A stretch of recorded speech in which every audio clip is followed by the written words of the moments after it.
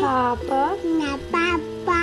Usual case, Lacey Spears, a Rockland County mother charged with murdering her son by poisoning him with salt. I had to watch a video of a 5-year-old child being murdered. In January 2014, Lacey Spears rushed her 5-year-old son, Garnett, to the hospital, claiming he had suffered multiple seizures. Despite being monitored for several days, Garnett showed no signs of seizures, and the doctors prepared to discharge him. Just as they were about to send him home, Garnett suddenly became lethargic and started dry heaving. His initial blood tests came back normal, with his sodium levels slightly elevated but within the normal range. However, Garnett's condition deteriorated rapidly, leading to a severe seizure that caused him to stop breathing. He was intubated, and a second blood test revealed a shocking rise in his sodium levels from 144 to a life-threatening 182. This sudden spike was medically impossible to occur naturally, indicating someone had deliberately poisoned the boy. This case pointed directly to Munchausen Syndrome by proxy, a condition where an individual, typically a parent, fabricates or induces illness in another, usually their child, to draw attention and sympathy.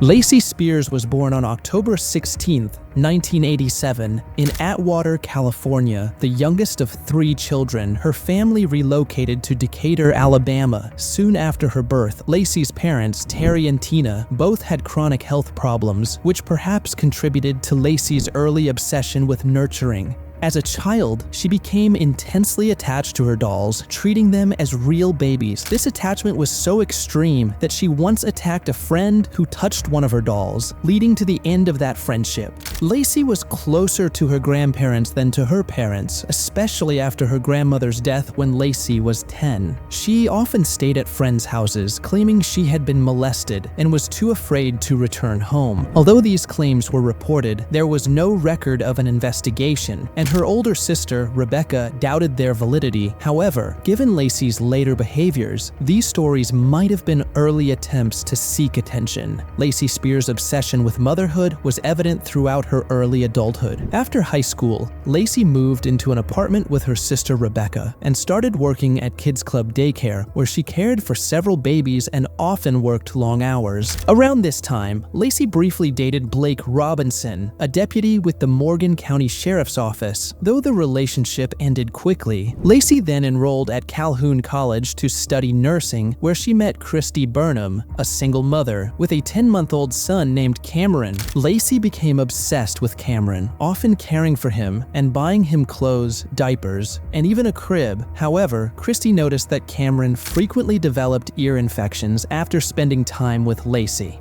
When Lacey failed to return Cameron after a weekend visit, Christy demanded her son back and cut Lacey out of their lives. Undeterred, Lacey soon attached herself to another child, Jonathan, the 6-month-old son of Autumn Hunt, a mother who used Kids Club services. Lacey began taking care of Jonathan after daycare hours, buying him supplies and posting pictures of herself with him on her MySpace page, making it seem as though Jonathan was her own son. She even took him to various churches, posing as a single mother to receive charity. Despite these unsettling behaviors, Autumn allowed Lacey to continue watching Jonathan, though she too noticed that Jonathan often developed ear infections after being with Lacey. Around the same time, Lacey befriended Shauna Lynch, whose 2 sons, Zach and McKelly, were also in her care at Kids Club. Lacey grew attached to McKelly and began watching him outside of daycare, eventually telling Shauna that Jonathan was her son. Shauna soon discovered the truth and distanced herself from Lacey, who reacted with anger and erratic behavior. Lacey then went to Florida to visit her grandmother and uncle, and when she returned, she was no longer pregnant, though whether she had been pregnant at all was unclear. After returning from Florida, Lacey began a relationship with Chris Hill, a man from her apartment complex. They frequently had cold, emotionless encounters, and though Lacey was obsessed with children, she showed no interest in Chris's son. Lacey eventually became pregnant in March 2008 and announced the news to Chris, suggesting they get married. Though they initially agreed to name the baby Caden, Lacey later decided on the name Garnett, despite Chris's objections. A few days after Lacey Spears announced her pregnancy, she abruptly told Chris Hill that he wasn't the father, falsely claiming that her ex-boyfriend Blake was. In reality, Blake and Lacey had never rekindled their relationship, making her claim impossible. Lacey broke up with Chris and threatened him with a restraining order if he attempted to contact her, leaving Chris to realize he had been used solely to fulfill Lacey's desire for a child. Despite her denial, years later, Lacey admitted Chris was indeed the father. Garnett Spears was born on December 3, 2008, a healthy baby with no complications. However, just 2 days after bringing him home, Lacey rushed him to the emergency room, falsely claiming he had a fever, jaundice, and an ear infection. The doctor found Garnett perfectly healthy, but Lacey continued to bring him to hospitals almost daily, insisting he was unwell. By mid-January, a doctor suspected Lacey had Munchausen Syndrome by Proxy, a rare condition where a caregiver fabricates or induces illness in another to gain attention. Despite these suspicions, no follow-up occurred. Lacey's behavior grew increasingly alarming as she brought Garnett to multiple hospitals, often without disclosing his previous visits. At Huntsville Hospital, Garnett was diagnosed with reflux and underwent surgery to reduce vomiting. Shortly after, Lacey's friend observed her hitting Garnett for seemingly no reason, and another friend later saw Lacey screaming at him in a Walmart parking lot, leading to a report to Alabama's Department of Human Resources. A few days later, a pediatric gastroenterologist diagnosed Garnett with failure to thrive and recommended a Nissen Fund application, a procedure that prevents vomiting. Lacey continued to claim Garnett couldn't eat, bringing him to yet another hospital, where a nasal feeding tube was inserted. Throughout these episodes, Lacey posted pictures of Garnett's medical treatments on social media, seeking sympathy and attention from her followers. In February 2009, Garnett was airlifted to the Pediatric Intensive Care Unit at Children's Hospital of Alabama in Birmingham after nearly fatal sodium levels were detected in his blood. Despite the severity of his condition, Lacey continued posting distressing images of him online. During his stay, a gastrointestinal specialist had no trouble feeding Garnett, contradicting Lacey's claims. The hospital suspected Munchausen Syndrome by Proxy and quarantined Garnett from Lacey for 4 days, during which he ate normally and remained healthy. Lacey's feeding methods, which she claimed were doctor recommended, were deemed harmful, but Garnett was still discharged into her care on February 24th.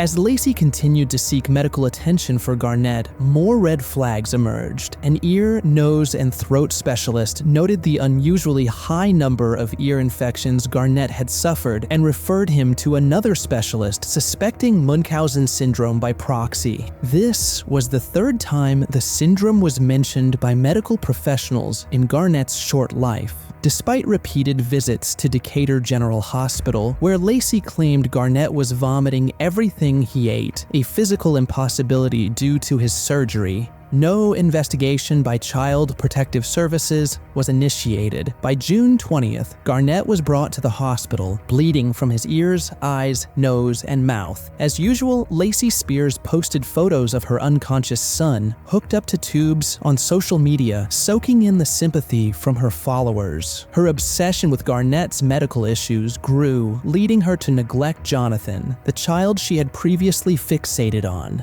Remarkably, Jonathan's chronic ear infection ceased once he stopped seeing Lacey. After a summer visit to Clearwater, Lacey insisted Garnett needed a feeding tube. When Decatur General Hospital refused, she shopped around until she found a doctor at Children's of Alabama willing to perform the unnecessary procedure. Lacey immediately posted a photo of Garnett post-surgery, captioning it with, "Mommy, I feel bad, my belly hurts," a sickening display of her manipulation for attention. Throughout Garnett's first year, Lacey continually brought him to the doctor for supposed ear infections and other ailments, though many doctors began suspecting Munchausen Syndrome by Proxy. Despite their concerns, Garnett's situation went largely unaddressed, and Lacey continued to exploit his health for attention, frequently posting about his condition on social media. In 2010, Lacey and her sister Rebecca began visiting churches, telling harrowing stories of Lacey's alleged molestation and Garnett's severe medical issues to solicit donations. Lacey's fabrications escalated, including claims that Garnett had multiple serious conditions, like open heart surgery and cochlear implants. Despite these lies, which eventually led to her being asked to leave one church, she continued to deceive others. When her Uncle Beau was transferred to hospice with terminal cancer, Lacey moved to Clearwater to care for her grandmother. In Florida, Lacey befriended her neighbor, Kimberly Phillipson, who quickly noticed Garnett seemed to eat just fine despite having a feeding tube. Lacey's focus shifted from hospitals to social media, where she exaggerated Garnett's health problems for sympathy. She also began exploring holistic medicine, claiming she no longer believed in modern medical practices. As Lacey's lies expanded, she even accepted an offer from a friend to sleep with her husband in an attempt to conceive another child, leading to the predictable collapse of that friendship. Lacey's disdain for doctors grew, and she publicly denounced vaccinations. Throughout 2011 and 2012, Lacey continued to post a steady stream of updates on Garnett's supposed ailments, fabricating new conditions like spinal disorders and severe toothaches. On March 31, 2012, Lacey took her lies to another level by killing Garnett's father in a fictitious car accident. She posted on Facebook claiming that her lifelong best friend and Garnett's father, Blake, had died 9 months earlier. This completely fabricated story garnered a flood of sympathetic messages, and Lacey thrived on the attention. She continued to spin this narrative, claiming that Garnett was struggling with the loss of his father, while in reality, Garnett's father was alive and well, though Lacey refused to let him see his son. As Garnett approached school age, Lacey found the Green Meadow Waldorf School in Chestnut Ridge, New York, which she believed would be perfect for him. The school, part of a commune known as the Fellowship, offered a system where members could work in exchange for room, board, and schooling for their children. Lacey applied, filling out the application with lies about Garnett's health and her own employment history, and was accepted into the community. Upon arriving at the Fellowship, Lacey wore a diamond engagement ring and spun more tales about her late fiancé, Blake, who she claimed had died in a car accident. Although she frequently spoke about Garnett's health issues, community members noted that he appeared perfectly healthy. 2 days after their arrival, Lacey took Garnett to the on-site doctor, claiming he had an ear infection. Though she was referred to a local pediatrician, she delayed making an appointment for 4 months. Lacey Spears moved into an apartment at the Fellowship community in New York, sharing the space with a fellow member, Christine O'Brien. Upon returning home from a trip, Christine noticed some of her clothes and personal items were missing and later spotted Lacey wearing her clothes. When confronted, Lacey walked away without explanation. Despite Christine's complaints, Fellowship leaders advised her to let it go, so she reluctantly did. Christine began noticing troubling behaviors such as Lacey manipulating Garnett's feeding tube and losing her temper with him in private, only to comfort him immediately after causing pain. Christine also heard Lacey screaming at Garnett during bath time, which led to further concerns. Despite reporting these issues to Fellowship leadership, Christine's concerns were dismissed, leading her to eventually leave the community. Lacey continued her pattern of deceit, claiming Garnett was severely ill. While posting contradictory photos of him playing happily, she finally took Garnett to the pediatrician in March 2013, 4 months after being referred. Lacey fabricated an extensive and alarming medical history for Garnett, including seizures, MRSA, and multiple surgeries, none of which were true. The doctor found Garnett to be perfectly healthy and referred him to specialists to determine if he still needed a feeding tube. However, Lacey repeatedly avoided scheduling the recommended feeding evaluation, knowing it would reveal the tube was unnecessary. Lacey's reluctance to remove the feeding tube was driven by her desire to maintain control over Garnett. The tube allowed her to administer substances that kept him sick, ensuring she remained the center of attention and sympathy on social media. Despite multiple doctors questioning the necessity of the feeding tube, Lacey persisted in her harmful behavior, demonstrating that her primary interest was in controlling and harming her son, not in caring for him. As Garnett grew older, Lacey's grip on him began to loosen, prompting her to take more drastic measures to maintain her charade. The manipulation and abuse intensified, with Lacey refusing to let go of the one tool that gave her ultimate control over her son's health and life. After moving to the fellowship, Lacey Spears began supplementing her need for attention by accusing male members of sexual harassment. She reported one man to the police for allegedly exposing himself, a claim he vehemently denied. Although he was told to stay away from her, no further action was taken. Lacey later accused another man of harassment, leading to his and his wife's expulsion from the fellowship without a chance to defend themselves. When Garnett started kindergarten at the Waldorf school, Lacey made sure every parent knew about his supposed health issues and her fictional deceased fiancé, Blake. However, inconsistencies in her stories, such as claims about Garnett's cochlear implants, began raising suspicions among other parents. Garnett's teacher noticed that the boy's behavior and appetite didn't match Lacey's descriptions of a sick child. In December 2013, Garnett entered his 5th and final year of life. After Christmas, while in Florida, Lacey emailed Garnett's teacher claiming he had been hospitalized with a high fever and vomiting. Yet when she returned, Lacey denied ever taking Garnett to the hospital, and her family confirmed he hadn't been there. Despite Lacey's claims that Garnett was frequently ill, his teacher reported that he was healthy and happy in school. In early January 2014, Lacey began fabricating symptoms again, telling doctors that Garnett had fevers, night terrors, and trouble eating. His teacher, however, observed him eating well and even asked Lacey to pack larger lunches. Lacey's claims about Garnett's symptoms only occurring when they were alone are a hallmark of Munchausen Syndrome by Proxy. On January 12th, Lacey continued her pattern of online searches, this time focusing on sodium levels in children, including what happens with elevated sodium and the dangers of hypernatremia, a potentially fatal condition. The next day, she took Garnett to the emergency room, claiming he had 2 seizures, one right in the waiting room. The hospital found his sodium levels slightly elevated, but not enough to cause seizures. After observation, Garnett was discharged. Lacey was frustrated by the hospital's dismissal and falsely told friends that Garnett's sodium levels had been dangerously high. On January 16th, Lacey took Garnett back to his pediatrician, who also found him perfectly healthy. That evening, Garnett's teacher visited their home and found Garnett in distress, with an IV pole and pump set up nearby. Shortly after the teacher left, Lacey used the pump to administer a milky liquid into Garnett's stomach. Lacey then called a friend,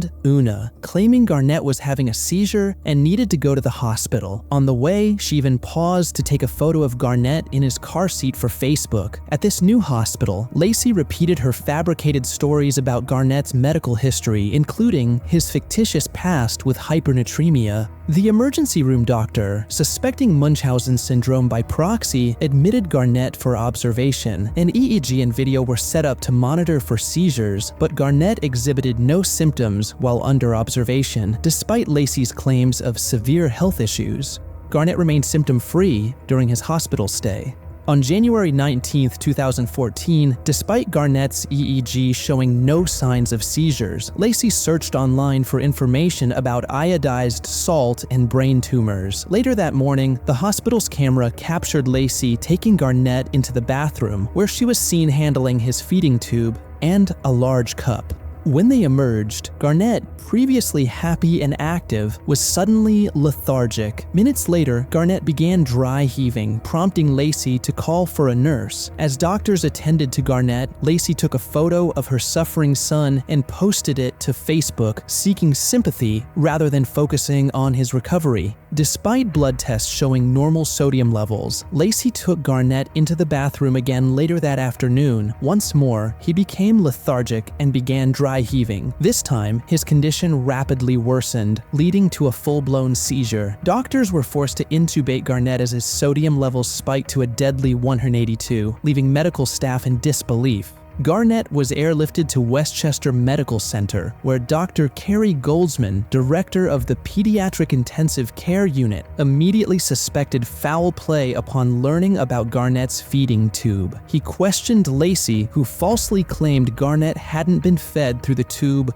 for a week. Despite Garnett showing signs of improvement and his sodium levels dropping slightly, Lacey resisted the doctor's decision to remove his breathing tube, likely fearing Garnett would reveal what had happened. As Garnett pleaded to go home, Lacey continued posting misleading updates on Facebook, claiming he was in severe pain, despite nurses reporting he was doing well. On January 21st, Garnett's condition took a devastating turn when he stopped breathing. A nurse found an empty water bottle under his bed, directly disobeying Dr. Goldsman's strict instructions not to give Garnett water due to the risk of brain damage. Garnett was rushed for a CAT scan, which revealed that his brain had swelled to the point of brain death, caused by the excessive sodium Lacey had administered. Dr. Goldsman immediately notified the hospital's child abuse pediatric program and the Westchester County District Attorney's Office. Detectives quickly pieced together the evidence, concluding that Lacey had poisoned Garnett through his feeding tube. A search of Lacey's apartment revealed incriminating items, including an IV stand, a used IV bag with white fluid, and 2 containers of salt.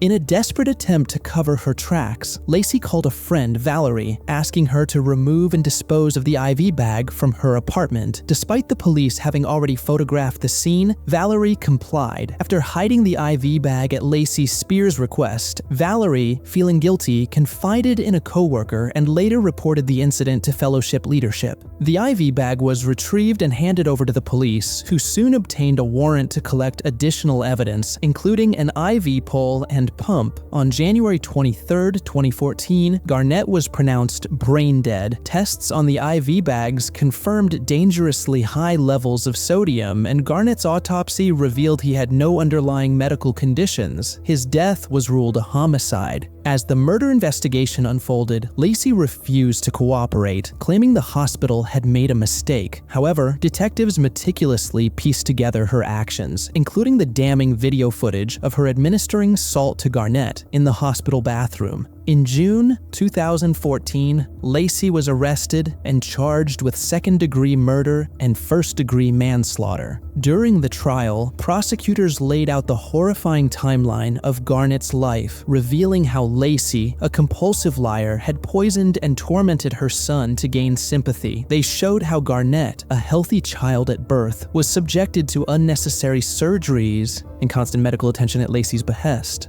As Garnett grew older and began to show signs of independence, Lacey's control over him weakened, leading her to take drastic measures to maintain her narrative. Ultimately, she overdosed him on salt, leading to his death. Despite overwhelming evidence, including her internet searches about sodium poisoning and the testimony of medical professionals, Lacey maintained her innocence. She refused to admit her guilt, even after being found guilty of second-degree murder on March 2, 2015. The judge, acknowledging her apparent Munchausen Syndrome by proxy, sentenced her to 20 years to life, expressing hope that she would seek treatment, a possibility that seems unlikely given her refusal to accept responsibility. Her story is one of manipulation, lies, and a cold, calculated indifference to the life of her son. Lacey will be eligible for parole in 2034, but unless she admits her guilt, it is doubtful she will be released anytime soon. Thanks for watching Secret Sleuths. If you enjoyed this documentary, hit subscribe and the bell icon to stay in the loop. See you in the next case.